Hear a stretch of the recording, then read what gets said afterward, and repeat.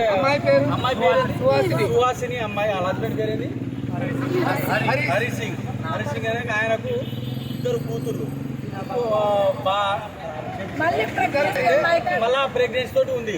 అయితే ఆ డాక్టర్ని ఈయన ఏం చేసి ఆయన తెలిసిన డాక్టర్ తోటి సంప్రదింపుతోటి అమ్మాయి ఉందని తెలుసుకుని ఆయన 3.5-4 నెలలు అబార్షన్ చేయాల్సింది 7వ నెలలో అబార్షన్ చేయించిండు. అది ఎక్కడ గవర్నమెంట్ హుజూర్ నగర్ హాస్పిటల్ అని చెప్పి తీసుకుపోయాడు.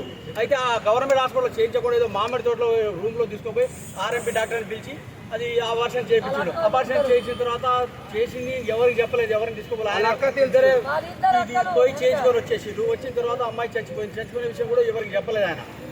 ఇది జరిగింది. ఇప్పుడు తీసుకొచ్చి వాని మీద కంప్లైంట్ ఇస్తే పోలీసు ఆయన పేరు ఆయన ఊరు మాత్రమే రాసిన కంప్లైంట్ తీసుకోలే. ఇప్పుడు మేము వచ్చి ఇప్పుడు పోలీస్ స్టేషన్ దాంట్లో ధర్నా చేస్తేనే ఇప్పుడు వాళ్ళు కంప్లైంట్ మేము తీసుకుంటామని చెప్పి లోపల తీసుకోలేదు. పోస్ట్ మాస్టర్ కూడా వాళ్ళు ఏం పట్టించుకోకుండా మమ్మల్ని ఇట్లా సతాయిస్తున్నారు. ఇది జరిగింది.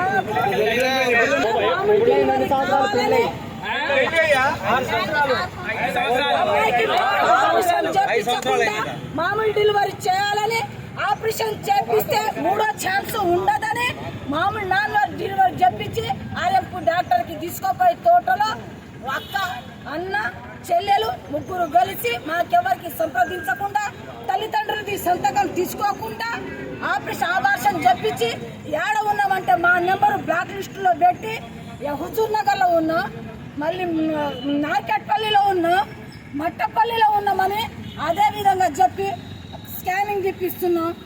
ఆడ ఏమేమో ముక్కలు ఏమో ఆగినాయేమో అని ఏం చెప్పలే. మంచిగా ఉంది, మంచిగా డెలివరీ చెప్పిస్తున్నా. నేను హైదరాబాద్ తీసుకుపోతున్నా.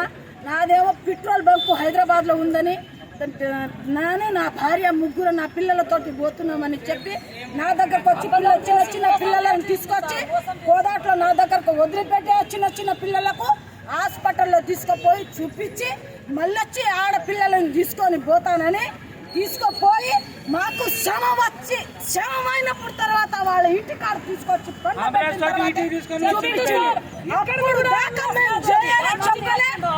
తల్లిదండ్రుల సంతకం కూడా చేసుకోలేదు.